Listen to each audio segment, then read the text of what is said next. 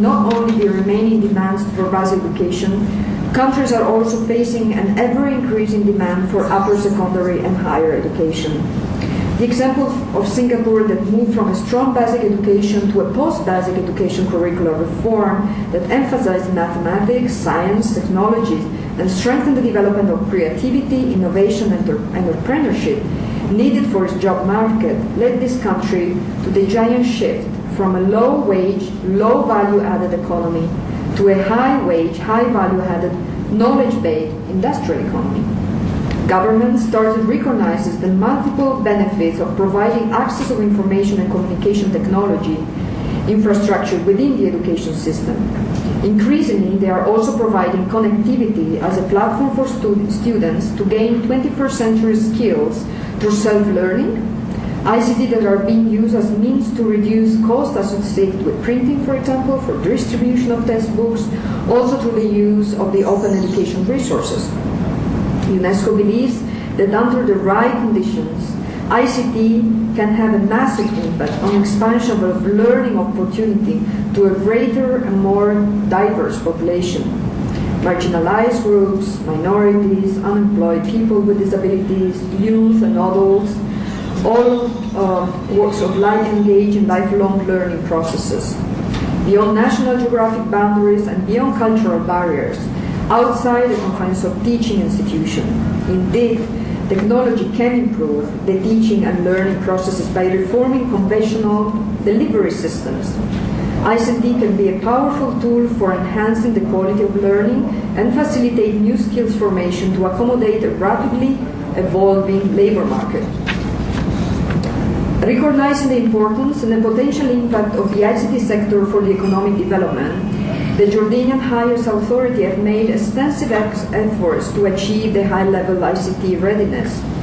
In Jordan, His Majesty King Abdullah II and Her Majesty Queen Rania Al Abdullah have been spearheading several commendable initiatives to ensure that the Jordanian education system take full advantage of the immense potential of ICT for developing a critical mass of human capital to boost the country's aspiration to a knowledge economy.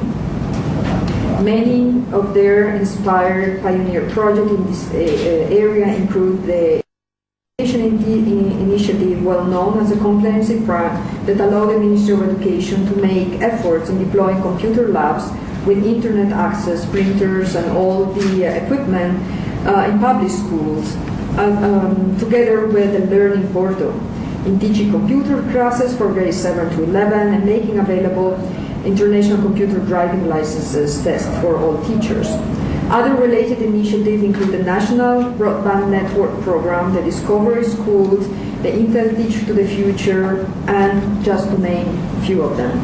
It is clear, therefore, that Jordan access and the use of ICT in education indicator depicted in the report that we are launching today reflects to some degree the impact of the above pioneer initiative, as our colleague from UIS will soon illustrate. The report and to corroborate the computer resources of Jordan, Oman, and Qatar are much more widely available with learners to computer ratio of 12.7% and 14 respectively. Also, most computers are connected to the internet in these countries. Older types of technologies, are radio and television, are still in use in countries like Palestine to fill in some of the gaps. Rural or remote schools seem to be particular disadvantages in terms of ICT availability for learning, although Oman, Jordan, and Qatar have greater access to computer and the internet that are significant discrepancies vis-à-vis the private sector, especially in Qatar. Gender differences in access to ICT seems marginal, but wherever those exist, they tend to favor females over males. Given the large investment being made in the area of ICT integration and education in the region, and the increasing strategic importance of the topic for many countries, it appears that the availability of basic data or indicator to assess the state, intensity, and more importantly, the impact of the use of technology in schools remains still a challenge. Meanwhile, education ministries in many countries have increasingly contemplated the prospect of incremental benefit of their investment in ICT on educational outcomes. As an multilateral organizations, UNESCO's role in this area is to nurture and promote cost-efficient best practices. In that, the continued collection of sound evidence by countries, it is imperative for better policy advices and improved standard setting. It is my hope, and also the one of my colleagues at UNESCO, that in this joint initiative between UNESCO and TAG will continue, maybe expand to other pilot countries, but also not only to look at the result of this pilot country and see what is next, how we can implement and fill the gap on what we have found. So let me conclude by quoting, actually by President Kennedy, who said, "All of us do not have equal talent, but all of us should have an equal opportunity to develop our talents." And we still believe at UNESCO that ICT can help leveraging significant those opportunities. So thank you very much.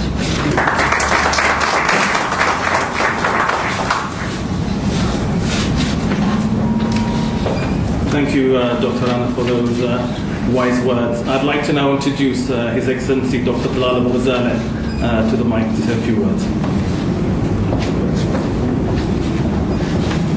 هذا مش الكلمة اللي راح ألقيها، هذا التقرير. يعني ما تخافوا، كلمتي حتكون مختصرة جدا وليست بالتقنية التي سألقت بها الدكتورة أنا باوليني كلمتها، ولا بالتقنية التي سنسمعها من الذي سيقدم البحث لنا الدكتور بيتر والت. So I seek your pardon to speak in Arabic for the benefit of particularly the media. I'm very pleased that we have such abundance of media presence.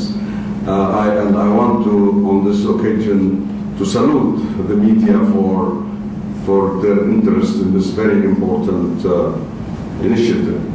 فبوجه تحية للإعلام الممثل هنا وبغزارة وبكفاءة، وأنا أعرفكم ودائما أتشرف وأحظى بوجودكم معنا في مناسباتنا لنشر الوعي في كافة مجالات اهتمام المواطن الأردني.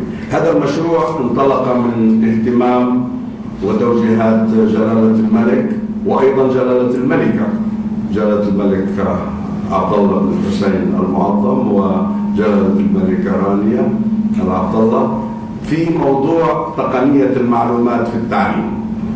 وهذا ما دفعني أن أطلب من اليونسكو أن ندخل في شراكة إذا أردنا أن، يعني دائما ذلك أنا إيمان الموضوع أؤمن به، إذا أردت أن تدير شيئا يجب أن تعرف أن تحصيه أن تقيسه.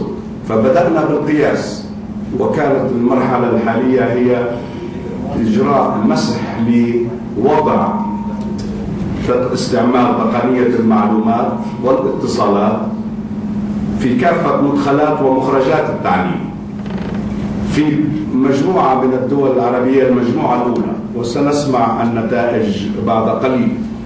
الآن نحن في مرحلة الثانية. المرحلة الثانية ستكون على جزئين كما ذكرت الدكتورة باوليني. الجزء الأول أن نتابع بقية الدول العربية. احنا أخذنا أول مجموعة، سننطلق إلى المجموعة الثانية والثالثة، وفي نفس الوقت وبنفس